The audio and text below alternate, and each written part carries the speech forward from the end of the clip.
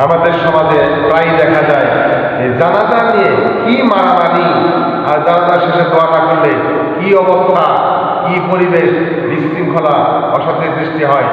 তাহলে রাসূল সাল্লাল্লাহু আলাইহি ওয়াসাল্লাম জানাজা সালাতের পরে কোনো প্রকার দোয়া করেন নাই। তাকে আপনি ধরেন, তাকে আপনি ধরেন। রাসূলুল্লাহ সাল্লাল্লাহু আলাইহি ওয়াসাল্লাম যখন জানাজার দ্বিতীয় তাকবীরে পর তিনি যখন বললেন আল্লাহুম্মা গফিরলি হাইয়িনা মাইয়িতিনা ওয়া শাহিদিনা ওয়া গায়বিনা সাগীরিনা ওয়া কাবীরিনা ওয়া যাকারিনা ওয়া উনসানা,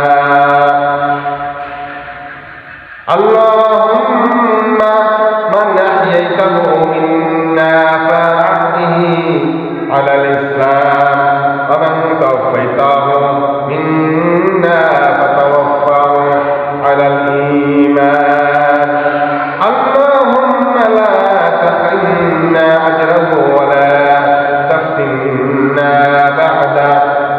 হে আল্লাহ, আমাদের জীবিত ও মৃত এই জানাজারে যারা উপস্থিত রয়েছে আর যারা অনুপস্থিত রয়েছে, আর আমাদের ছোট বড় নর নারী সকলকে তুমি ক্ষমা করে দাও, সকলকে তুমি কি করো, ক্ষমা করে দাও। হে আল্লাহ, আমাদের মধ্য থেকে তুমি যাকে বাঁচিয়ে রাখতে চাও তাকে কিসের উপর বাঁচিয়ে রাখবে?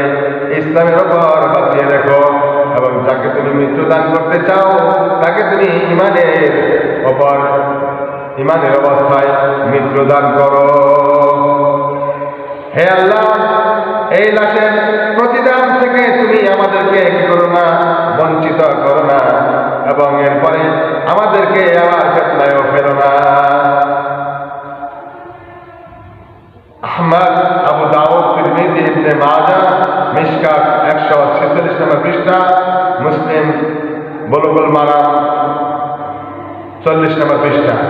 তাহলে এই যে দোয়া করার পরে জীবিত মৃত অসুস্থ সুস্থ, তারপরে ছোট বড় উপস্থিত অনুপস্থিত সকলের জন্য এই দোয়ার ভিতরে বলে দেওয়া হয়েছে।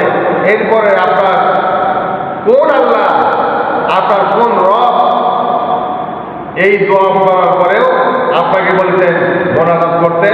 কে বলেছে?